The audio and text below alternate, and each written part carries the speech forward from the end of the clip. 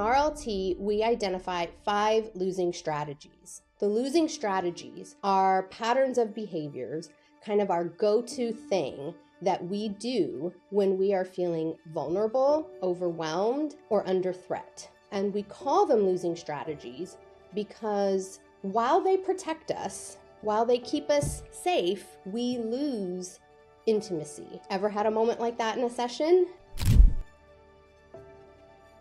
I'm Desirae Ysasi. I'm a licensed professional counselor in Texas, and I'm also the director of training and certification for the Relational Life Institute. So a few weeks ago, I'm sitting with a couple, and partner A starts by giving me a recap of a recent conflict that she and her partner had had. And as she's talking, I look over at partner B, and he starts to look down at his lap, his chin drops, his shoulders begin to hunch, and he kind of has his hands in his lap doing this a bit.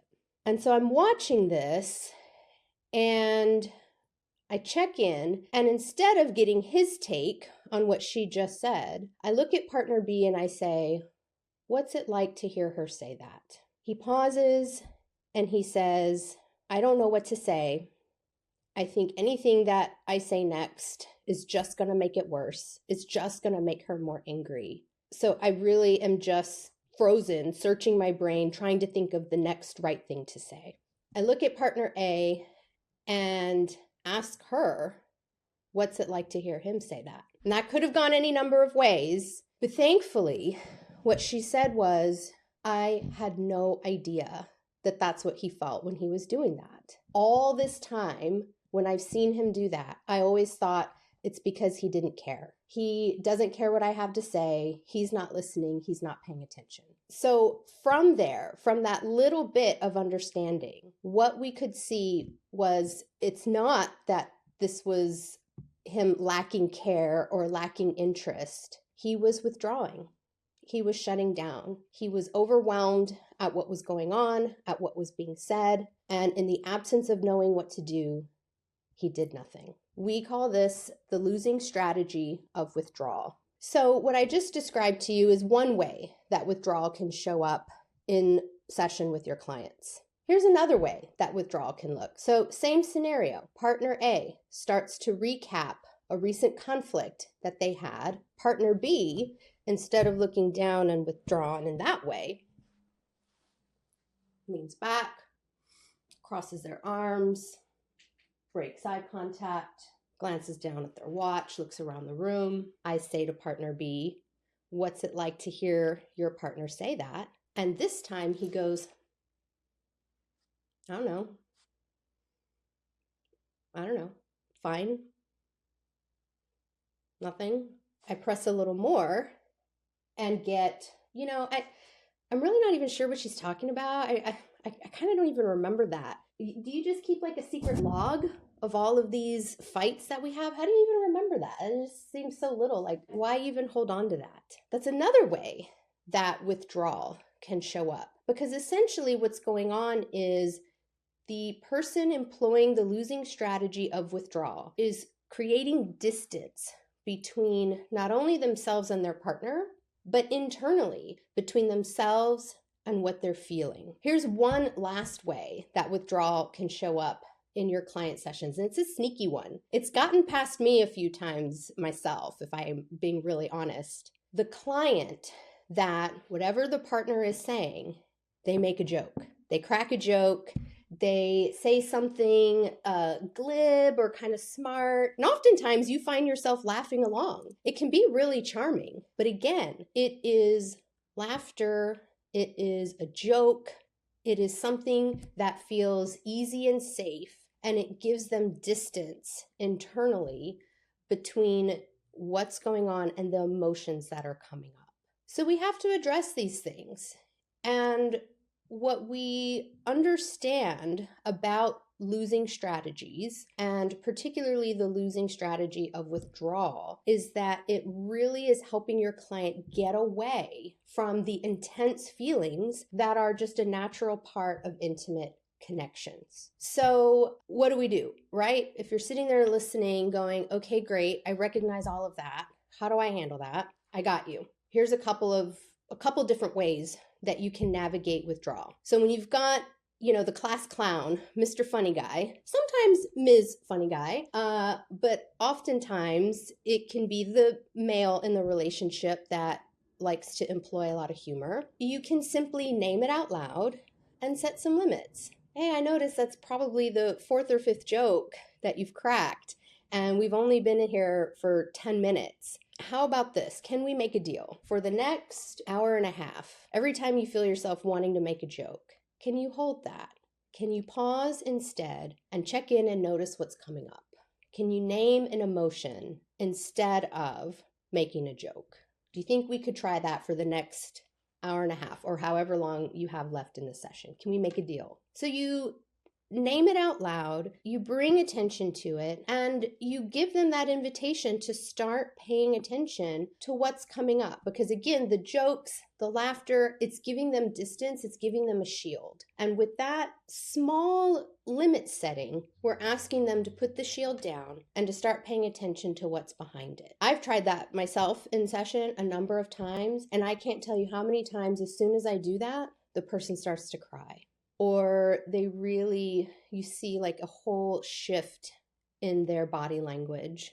And there's so much underneath that shield, the withdrawal that comes from humor and making jokes, that it really lets them open up a whole new level of awareness to their own experience. And then you can work with them on how to start bringing that out and into the space. Another reason people withdraw is they feel very overwhelmed. They might be with a partner that has a lot of energy, that they find a little intense, if not a lot intense. So they withdraw because it all feels like too much. And listen, if someone is really feeling overwhelmed and like they can't get into that wise adult space and really relate from an integrated brain state, we want them to take some space, right? But withdrawal is not a healthy distance taking. Withdrawal is just a collapse and a complete removal from the dynamic. So I like to teach clients how to take a responsible relational timeout. It doesn't look like, oh, I can't talk to you when you're like this, and storming off. It is a contract that the couple agrees to in session with you, and it's got some rules, it's got some guidelines. So first off, in the session, we have the couple agree that when someone says timeout or makes the timeout symbol, what that really means is, my dear partner, my beloved, rightly or wrongly, I am feeling incredibly overwhelmed right now. And before I do or say something that could hurt our relationship, I'm going to take some space and regroup and come back when I'm feeling more grounded. So you get them to agree that when someone says timeout, that's actually what it means. It's an act of relational self-care. It's not a parachute out of conflict. It's a thoughtful and intentional strategy to protect the connection between you. When someone takes a timeout, it is their responsibility to check in reliably. So if you take a timeout, you teach your clients that in about 20 or 30 minutes, you're going to come and check in with your partner. And that can be in person. It can even be via text. And it sounds something like, thanks for giving me some space. I'm feeling a bit better now, and I'd like to try that again. Or it might sound like, I'm still pretty worked up. I don't know if I'm ready to have more conversation yet. I think I'm going to take another hour and I'm going to go for a walk. The check-ins are absolutely essential, because without the check-in, it really is still the losing strategy of withdrawal.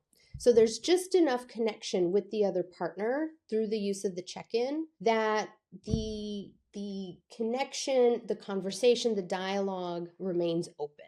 So the final thing that I can share with you about working with clients who withdraw, who use the losing strategy of withdrawal, is to help them build up a protective boundary. So yes, setting limits with some of those withdrawal behaviors can be really effective in the moment. Taking a timeout is certainly better than just leaving the room, storming off. But ultimately, we want to work toward teaching these clients how to stay present when things get kind of hot. So working with them to cultivate a protective boundary helps them stay in those tense moments longer than they could before. So a protective boundary is something that it's internal, it's inside of us, it's psychological. It's not something we speak out loud. I like to think of it sort of like the windshield of a car. I can still see everything that's going on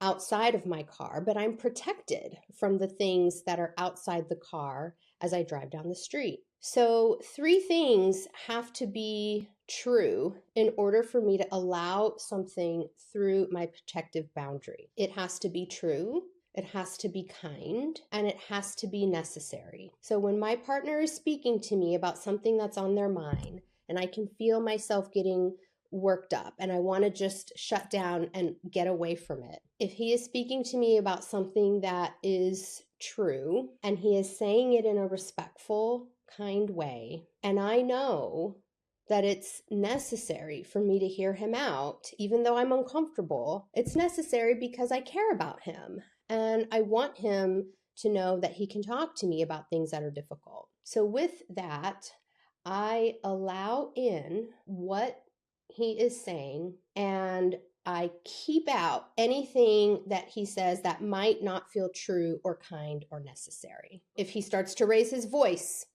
I keep that out.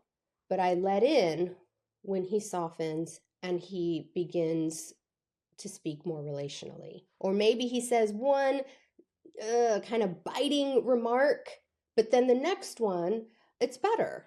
It's one that I can feel the connection between us. So not only does a protective boundary allow me to stay present to what's happening, it also lets me choose sentence by sentence what comes in and what stays out. Because often in a conversation with your intimate partner, it's not all one thing or another. It's not all true, kind, and necessary, and it's not all terrible, awful, hurtful. I like to think of it as my way of sort of bobbing and weaving in a conversation so that I can stay in it with him longer than if I just shut down and withdraw and avoid completely. So I hope that you find one of those techniques, one of those interventions to be helpful. Maybe all of them are helpful, and try them in your offices. Let us know how it goes. And please be sure, if you're interested in learning about other losing strategies in the relational life therapy framework, be sure to subscribe to the channel and check out those videos as well.